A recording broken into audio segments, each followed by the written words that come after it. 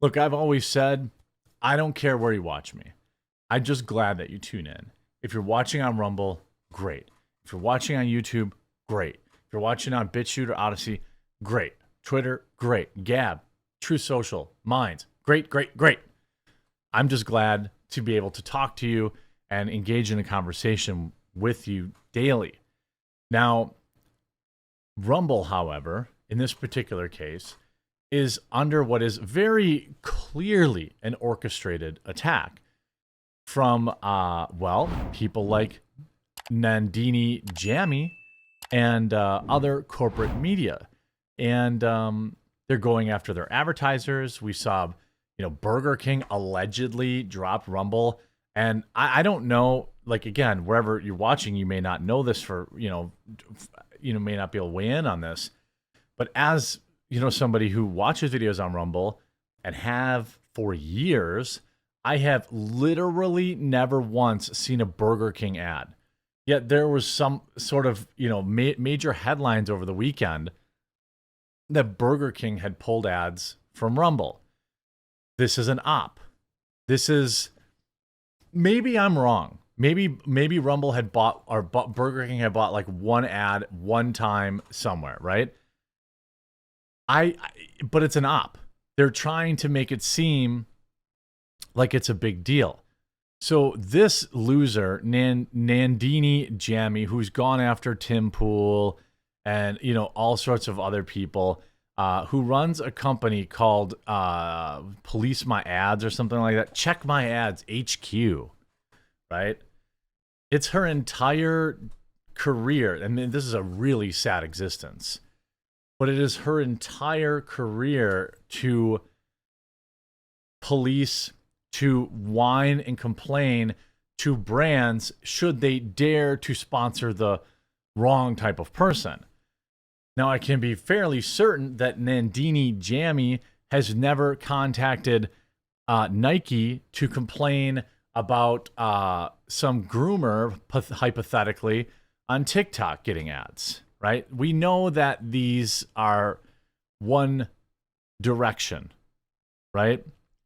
So Nandini runs this Check My Ads. She went after Tim Pool. I think she did get some people to pull ads. I'm not totally sure. But that's why Tim Pool has his, paid membership thing.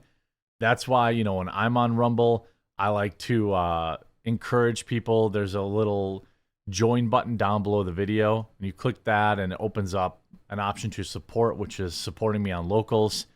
It's $5 a month or whatever, but it goes miles and miles and miles, and it helps insulate against that kind of thing. So Dan Bongino puts, this is why the Soros stooge is so bitter. We've revealed her support for predators. Receipts. She's worried. She's not even 9 o'clock a.m. Eastern, and our man is stressed. Rise and shine, Dan. We're going to make your life hell. What? Antifa-loving Nandini Jammy argued for milder punishments for convicted creepers, we'll say. Leftist activist Nandini Jammy, known for her deplatforming efforts against conservatives, argued that offenders registries are too harsh for young offenders. Newly unearthed blog post reveals. In a write-up for the National Crime Prevention Council, where she interned, Nandini complained about the eternal sentence for young offenders. So what she's saying is, if you're 15 and you spend the night with an 8-year-old, you shouldn't have to be on the list for your whole life. That's who this person. And of course, she has now blocked Dan Bongino because he revealed the truth. She wrote, remarking that, of course, juvenile offenders aren't toddlers, and they generally know what they're doing is wrong. However, a number of things should be considered before we give them a de facto life sentence by listing them on the internet along with other knowing malicious adults. So if you're 12, 13, 14, and you again you spend the night with an 8-year-old or a 5-year-old or a 4-year-old, you should have a lighter sentence. I'm sure that's definitely not behavior. That's just probably a mistake, right? They just didn't know.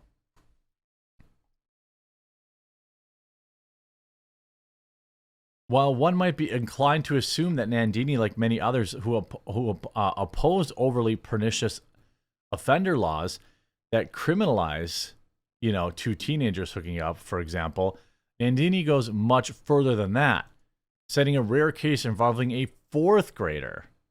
She wrote, someone like Johnny, however, who was referred to that by a pseudonym, may be branded for life. I mean, would you give a 14? I mean, imagine writing an article in favor of chomos.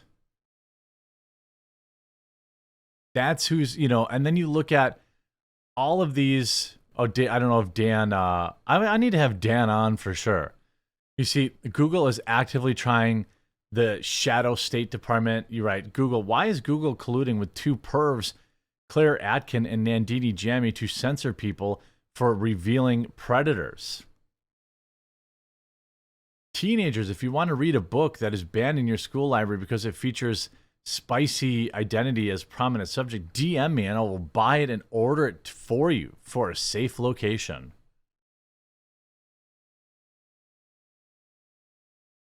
You see, Nandini Jammy aligns with another scandal-plagued Lincoln Project, and then she blocked him. I mean, this is all an op. It's so easy to predict and see. And look at this. The Independent writes, Inside Rumble, the YouTube alternative beloved by Russell Brand and the Trumps. Bro, I like Rumble, and I'm neither one of them. There's sports shows on Rumble. There's your crypto shows on Rumble. Are there some far-right weirdos on this platform? Yes, there are. And that is the price of defending free speech. You're going to get some weirdos. And they have every right, in my opinion, to exist and have their own opinions. But the way the media works is, never mind that Dan Bongino's raking in 80,000 live viewers. Crowder's probably doing 50, 60,000 live viewers. All this stuff. They're worried about some dude, some dork who's got like 2,000 followers and has some wild conspiracy theories. You know what I mean? Like, and by the way, again, they should be allowed to have those theories, but that's not the way the media works. As of 2022, the video sharing platform, effectively an alternative YouTube, reported 78 million users globally. That's what they're afraid of. Brand has been one of those users for just over a year. On Rumble, he has 1.4 million followers, or, quote, awakening wonders, as he oddly calls them. It's somewhat paltry compared to his 6.63 million on YouTube, but not insubstantial by any means. Paltry, 1.4 million subscribers on a brand new platform is not paltry. And let it be known today, while Russell Brand was streaming live on Rumble, I believe he was closing in on 90,000 live viewers compared to just 13,000 live viewers on YouTube, because YouTube shadow bans, and once they demonetize a creator, you're not finding anybody anymore. They have no incentive to show people ads because they're not making any money on it. Brand joined Rumble in September last year after receiving repeated warnings from YouTube over his mostly COOF-related videos. Rumble, he claimed, was a better platform for content as it advertises looser restrictions and steadfast resist censorship ethos. The move looked like a logical next step for Brand, whose journey from the naughties British TV dating to online fringe personality have been ongoing. I wouldn't say he's fringe. I bet you he gets more views a month than most CNN hosts. I bet you he gets more views a month than most Fox News hosts. I bet you he gets more views than anybody who works at The Independent, anybody who works at The Guardian, anybody who works on any website.